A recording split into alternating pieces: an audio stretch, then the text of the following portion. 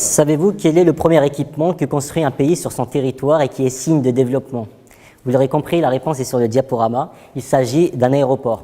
Un aéroport est un accélérateur de développement de la région.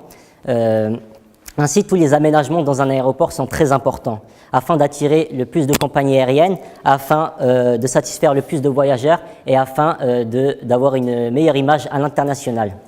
À présent, je vais vous demander de visualiser tous les services qu'il y a dans un aéroport. Selon vous, quels sont les services les plus importants? Alors, les plus gourmands d'entre vous me direz les restaurants, les plus addicts au shopping me diront des boutiques, les plus connectés me diront le Wi-Fi. Mais en réalité, vous pouvez vous passer de tous ces services. À présent, si je vous dis qu'en moyenne, un voyageur dans un aéroport passe 3 heures dans le terminal.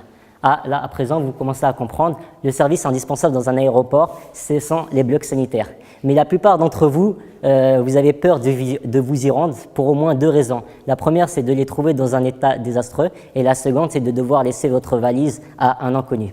Donc, Aéroport de Paris a bien compris tous ces problèmes, et c'est là que j'interviens. J'ai été embauché en tant qu'assistant maître d'œuvre chez Aéroport de Paris Ingénierie, afin de rénover tous les blocs sanitaires des aéroports d'Orly et de Roissy-Charles de Gaulle.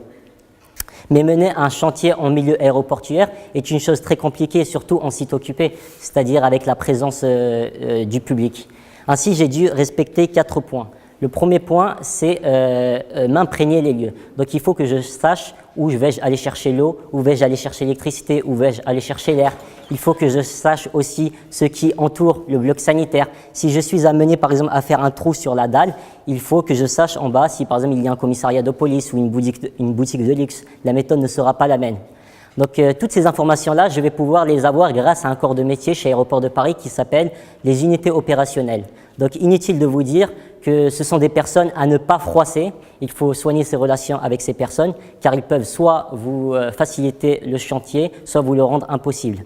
La deuxième étape, c'est de bien mener les études. Donc, c'est à ce moment-là qu'on décide de vous agrandir les cabines dans les blocs sanitaires afin que vous puissiez rentrer avec vos valises. C'est aussi à ce moment-là qu'on décide de vous diffuser de la musique afin que vous vous sentiez bien. La troisième étape, c'est de bien choisir l'entreprise. Il ne suffit pas uniquement de choisir l'entreprise la moins chère, ce n'est souvent pas la bonne solution. Enfin, la dernière étape, c'est de rappeler à l'entreprise qu'on a choisie qu'ils doivent agir comme des fourmis. Ils doivent être discrets, efficaces et invisibles. Voilà, à présent, vous savez tout de ce que je faisais à l'aéroport. À présent, la prochaine fois que vous irez à l'aéroport, souvenez-vous que c'est grâce à Aéroport de Paris Ingénierie que des blocs sanitaires bien pensés sont sortis de terre afin de vous rendre votre voyage plus agréable. Merci.